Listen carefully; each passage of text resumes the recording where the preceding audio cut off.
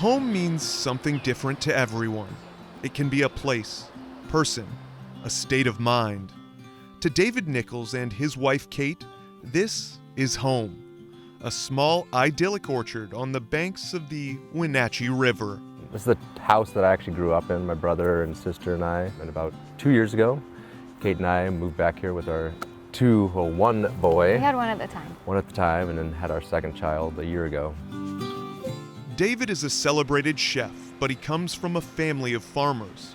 His parents have operated a 300-acre farm in Bridgeport, about 70 miles away, for some 2 decades. But this orchard is where it all started. 5 acres filled with cherries, stone fruit, and memories. It was Disneyland to us. I remember, I moved here when I was 10 years old, and so, cherry harvest was the best and worst times, I think, as a kid. We were the ones taking the lugs and dumping them into the bins. If I look back at that, that was so, that shaped my kind of, my work ethic and my kind of careers going into it. Oh yeah. These ones that are, see, those guys are just falling off right now. Oh, yeah, why not, right? David's culinary career has taken him all over the world.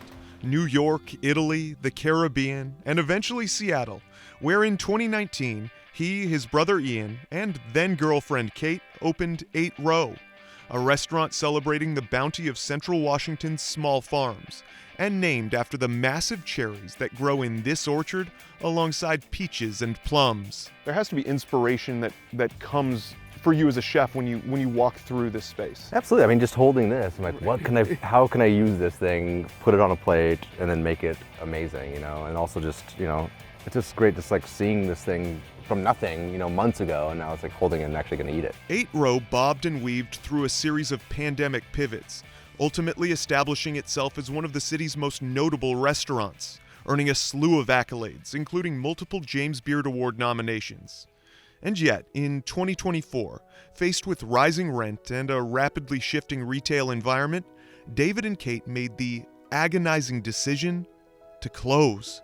We realized at a certain point, to move forward responsibly, we were going to have to change the entire business model and not pay our employees the way we wanted to, not give them the benefits that they had, change even the service and the types of dishes that David was making. So it became not like, oh, this business isn't feasible, but like the business that we want and that we're really devoted to is not feasible. So do we want to run that other kind of business? No. And that's when we decided not to renew the lease. After pouring so much into 8 Row, Kate says the closure felt like a death. A long, slow series of goodbyes leading to the final service, and then waves of grief after the doors closed for good.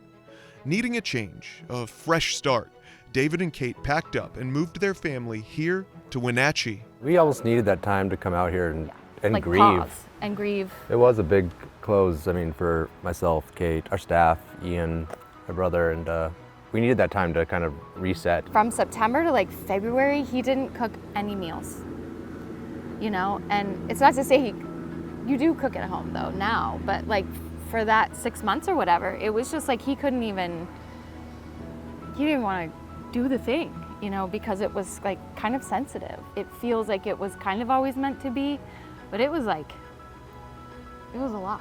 It was ugly. It was ugly. It was a lot. And then the land does what it does, and it wakes up in spring. As the leaves returned to the trees and the fruit began to grow, so too did the couple's desire to create. They hosted dinners in the orchard, put in a garden, and with the help of their longtime orchard manager, immersed themselves in the farm. It's just this trial and error thing, I think, out here. And it's like you try new things, and does it work? No. Does it?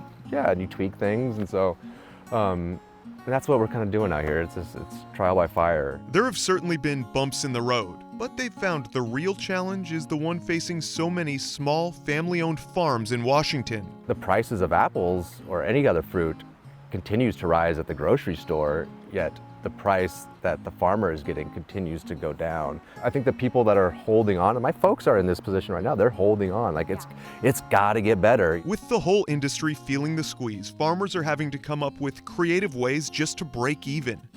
David is in the fortunate position of having relationships with chefs all over Seattle.